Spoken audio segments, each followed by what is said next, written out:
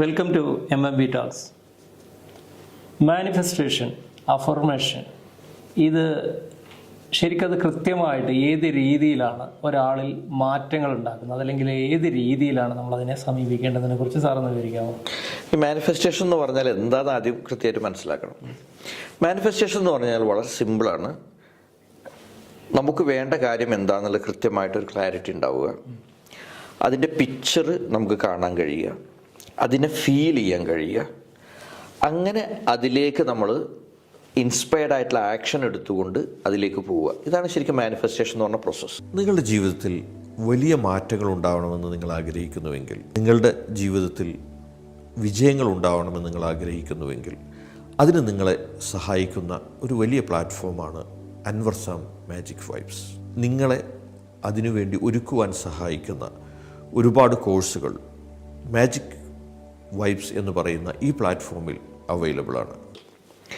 ഇതിൽ അഫർമേഷൻ എന്ന് പറയുന്നത് ശരിക്കും സെൽഫ് ടോക്കാണ്. നമ്മൾ നേരത്തെ പല ഇതിലും പറഞ്ഞതുപോലെ 80% എന്ന് പറയുന്ന സാധനമാണ് ഈ അഫർമേഷൻ. നമുക്കെപ്പോഴും നമ്മളോട് അതിനെക്കുറിച്ച് എന്ത് പറഞ്ഞുകൊണ്ടിരിക്കുന്നു എന്നുള്ളതാണ് നമ്മൾ റിസൾട്ടിലേക്ക് നയിക്കുന്നത്. ഇപ്പോൾ ഉദാഹരണമായിട്ട് നമുക്കൊരു വലിയ ഗോളുണ്ട്. ആ ഗോളിനെ നമ്മൾ നന്നായിട്ട് കാണാൻ കഴിയുന്നു, ഫീൽ ചെയ്യാൻ കഴിയുന്നു. പക്ഷെ നമ്മുടെ ഉള്ളിൽ നമ്മൾ പറഞ്ഞുകൊണ്ടിരിക്കുന്നത് ഇതൊക്കെ നടന്നു എന്നാണെങ്കിൽ തീർച്ചയായും അതിലേക്ക് എത്തിപ്പെടാൻ പ്രയാസമായിരിക്കും.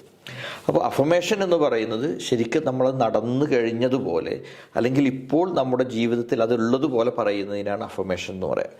അഫർമേഷൻ എന്ന് പറഞ്ഞാൽ പ്രസൻറ്റ് ടെൻസ് പ്ലസ് ഇമോഷൻ എന്നാണ് പറയുക. പ്രസൻറ്റ് ടെൻസിൽ പറയണം, അതുപോലെ തന്നെ അതിൽ ഇമോഷൻ ഉണ്ടായിരിക്കണം.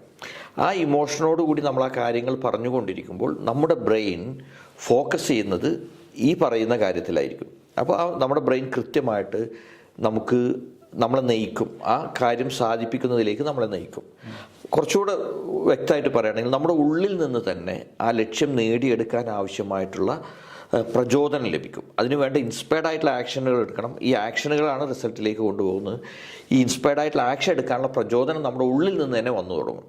ഇവിടെയാണ് അഫർമേഷൻസ് മാനിഫെസ്റ്റേഷനെ സഹായിക്കുന്നത്. ഓക്കെ. അതുപോലെ തന്നെ നമ്മുടെ ഒരു നിത്യജീവിതത്തിൽ മെഡിറ്റേഷൻ്റെ പ്രാധാന്യം, അതല്ലെങ്കിൽ എത്രത്തോളം അതിനെ ഉൾക്കൊണ്ട് മെഡിറ്റേഷനിലേക്ക് ഒരാൾക്ക് എത്തിപ്പെടാൻ പറ്റും, അതിന് ഏതൊക്കെ തരത്തിലുള്ള പ്രാക്ടീസുകളാണ്, ഏതൊക്കെ മെഡിറ്റേഷനുകളാണ് നോർമൽ ലൈഫിൽ ഒരാൾക്ക് വേണ്ടതിനെ കുറിച്ച് സാറൊന്ന്? മെഡിറ്റേഷൻ എന്ന് പറഞ്ഞാൽ വളരെ സിമ്പിളാണ്. മെഡിറ്റേഷൻ നമ്മൾ ചെയ്യുമ്പോൾ സംഭവിക്കുന്നത് നമ്മളിലേക്ക് നോക്കുകയും നമ്മുടെ ശരീരത്തെയും മനസ്സിനെയും കൃത്യമായിട്ട് മനസ്സിലാക്കുകയും ചെയ്യുന്നു എന്നുള്ളതാണ്. ഈ നമ്മുടെ മനസ്സിനെക്കുറിച്ചും നമ്മുടെ ശരീരത്തെക്കുറിച്ചുമുള്ള നമ്മുടെ അവെയർനെസ് അല്ലെങ്കിൽ അറിവാണ് നമുക്ക് കൃത്യമായ കാര്യങ്ങൾ ചെയ്യാൻ നമ്മെ പ്രാപ്തമാക്കുക. അപ്പോൾ മെഡിറ്റേഷൻ പ്രാക്ടീസ് ചെയ്ത് കഴിഞ്ഞാൽ നമ്മുടെ ശരീരത്തെയും മനസ്സിനെയും നമുക്കറിയാൻ പറ്റും. രണ്ടാമത്തെ ഒരു കാര്യം, നമ്മുടെ ശരീരത്തെയും മനസ്സിനെയും ഉണർത്തിയെടുക്കാനും പറ്റും.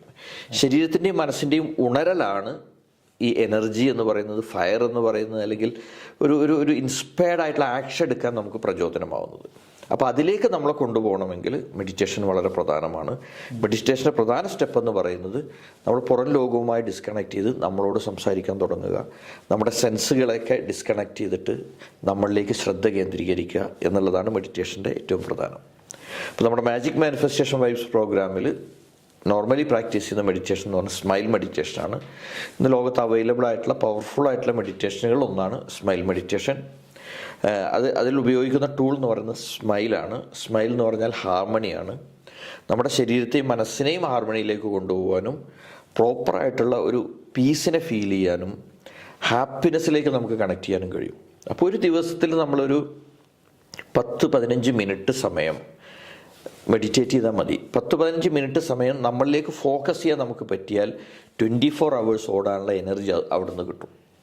അതാണ് മെഡിറ്റേഷൻ്റെ ഏറ്റവും വലിയ ഇമ്പോർട്ടൻസ്. ഓക്കെ.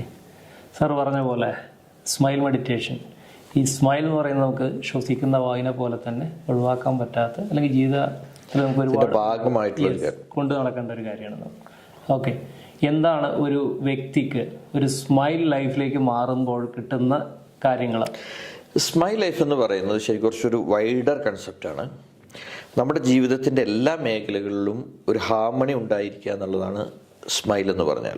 അത് നമ്മുടെ ജീവിതത്തിൻ്റെ 9 മേഖലകളിൽ, അതുപോലെ തന്നെ നമ്മൾ ഇടപഴകുന്ന നമ്മുടെ കാര്യങ്ങളിൽ, നമ്മുടെ സ്വഭാവത്തിൽ, നമ്മളെടുക്കുന്ന തീരുമാനങ്ങളിൽ, നമ്മളെടുക്കുന്ന ഡിസിഷനുകളിൽ, അതുപോലെ തന്നെ നമ്മുടെ ഇവിടെയൊക്കെ ഒരു ഹാർമണി ഉണ്ടാവുക എന്നുള്ളതാണ് സ്മൈൽ കൊണ്ട് ഉദ്ദേശിക്കുന്നത്. ഇപ്പം നിങ്ങൾ സ്മൈൽ ലൈഫിലേക്ക് വരികയാണെങ്കിൽ അത് ഗ്യാരണ്ടി ചെയ്യുന്ന 1-2 കാര്യങ്ങൾ. ഒന്ന്, പീസാണ്, സമാധാനം നിങ്ങൾക്ക് ഉണ്ടാവും. 2, നിങ്ങൾക്ക് ഇപ്പോഴുള്ള ഏത് ജീവിത സാഹചര്യത്തിലാണെങ്കിലും ആ ജീവിത സാഹചര്യത്തിൽ നിങ്ങൾക്ക് സന്തോഷം കണ്ടെത്താൻ കഴിയും.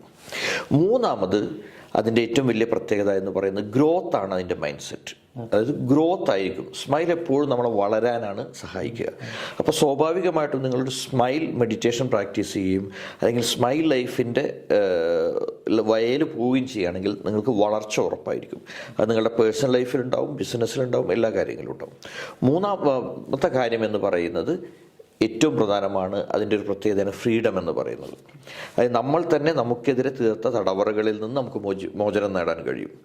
ഇമോഷൻ്റെ തടവറകളിൽ നമുക്ക് മോചനം നേടാൻ കഴിയും. ഇത് നമ്മുടെ ലൈഫിനെ ബ്യൂട്ടിഫുള്ളാക്കി മാറ്റും.